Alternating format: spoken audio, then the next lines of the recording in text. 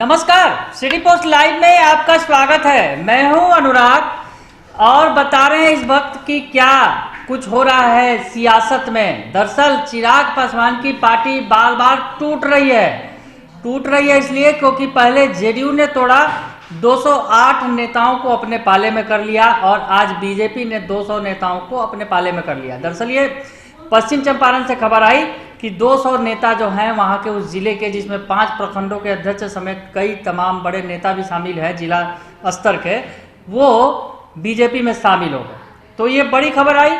इस बीच चिराग पासवान की पार्टी के को छोड़कर बीजेपी में चली गई एमएलसी नूतन सिंह। तो यहाँ बिहार विधान परिषद में भी एलजेपी के हाथ खाली हो गए। विधायक पर भी जेडीयू की नजर है। जो एकमात्र विधायक है राजकुमार सिंह एलजेपी के, तो जेडीयू की नजर उन पर बनी हुई है। इस बीच चिराग पासवान की पार्टी में होता टूट देखकर मांझी की पार्टी को शायद अच्छा नहीं लग रहा है। जी हाँ, हम ऐसा इसलिए कर रहे हैं क्योंकि मांझी की पार्टी ने नसीहत दी है। मांझी ने नसीहत दी है चिराग पासवान को और कहा है कि टूट से अगर उन्हें बचना है तो चिराग पासवान जल्दी से जल्दी अपना पद छोड़ दे, यानी पार्टी के अध्यक्ष पद से, सुप्रीमो पद से वो इस्तीफा दे दे, संसदीय बोर्ड से इस्तीफा दे दे और जल्दी से जल्दी अपने चाचा पशुपति कुमार पारस को पार्टी का अध्यक्ष बना दे। जी हाँ, ये महत्वपूर्ण सुझाव मांझी की पार्टी की तरफ से चिराग पासवान को मिला है। क्योंकि टूट मची हुई है तो शायद मांझी की पार्टी को अच्छा नहीं लग रहा है। ये पॉलिटिक्स है, किसे क्या अच्छा नहीं लग रहा है, किसे क्या बुरा लग रहा है, ये नहीं पता। कौन मजे ले रहा है कि कौन उन्हें सुना रहा है, कौन उन्हें तंज कस रहा है, ये बातें पहले आप सुनिए कि मांझी की पार्टी के जो प्रवक्ता हैं दानिश रिजवान, वो क्या कह रहे हैं। देखिए, जिस लोक जनशक्ति पार्टी को जन जन के नेता स्वर्गीय रामविलास पासवान जी ने अपने खून पसीने से सींचा है, उसकी बर्बादी देखकर बड़ा दुख होता है।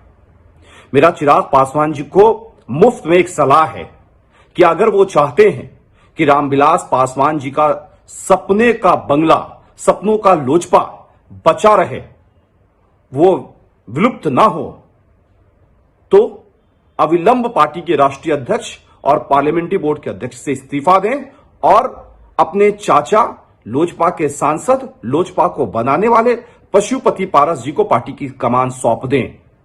लोक जनशक्ति पार्टी में अब चिराग पासवान को नेता मानने वाला कोई नहीं है। सबको पता है कि यह चिराग बंगले में आग लगा रहा है, इसलिए लगातार पार्टी में भगदड़ मची है। चिराग पासवान जी से पुनः मेरा अनुरोध है कि अगर वो लोक जनशक्ति पार्टी को बचाना चाहते हैं तो अविलंब अध्यक्ष और संसदीय बोर्ड के अध्यक्ष पद से इस्तीफा दें और अपने चाचा पशुपति पारस जी को पार्टी की कमान सौंपे, तब जाकर लोक जनशक्ति पार्टी बच सकती है। और एक चीज मैं और बता दूं कि जल्द ही, अगर उन्होंने इस्तीफा नहीं दिया तो जल्द ही लोजपा के आधा दर्जन से ज्यादा सांसद पार्टी छोड़ेंगे, पार्टी अस्तित्वहीन हो जाएगी।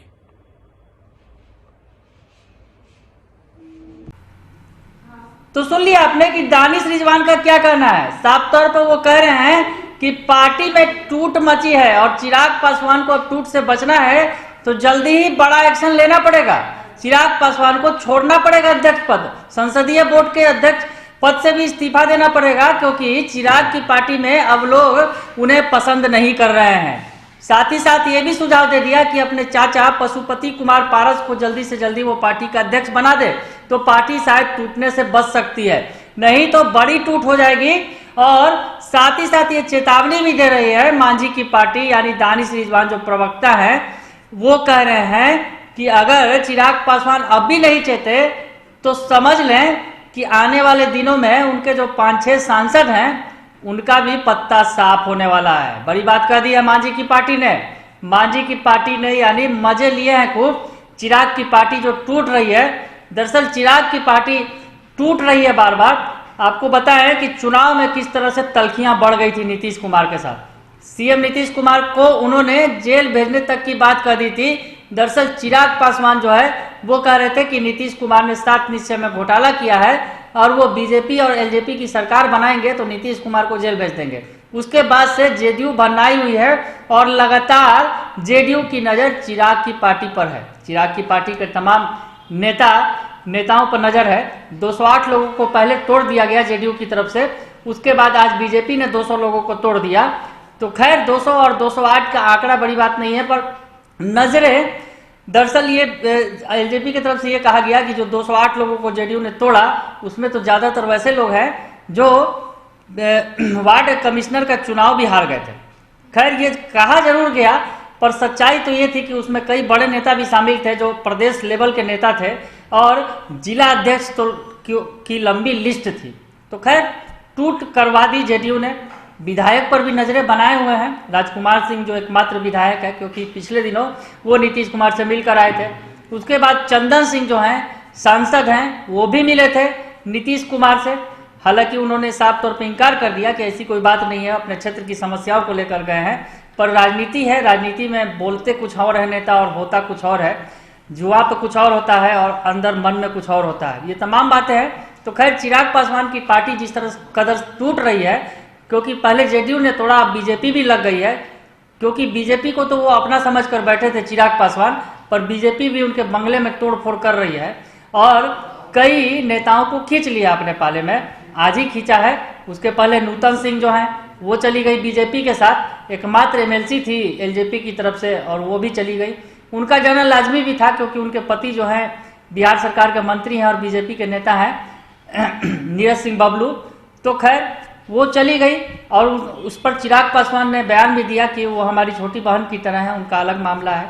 खैर उनका मामला वो जाने, पर चिराग पासवान की पार्टी में जो कुछ हो रहा है वो अच्छा नहीं हो रहा है और शायद मांझी की पार्टी को भी अच्छा नहीं लग रहा है। इसलिए वो नसीहत दे रहे हैं कि अगर अपनी पार्टी को बचाना है और रामविलास पासवान के सपनों को पूरा करना है तो चिराग पासवान को बड़ा एक्शन लेना होगा, तत्काल पार्टी का अध्यक्ष पद छोड़ देना होगा और साथ ही साथ अपने चाचा चिराग पासवान को जिम्मा सौंप देना होगा, तभी एलजेपी बच पाएगी।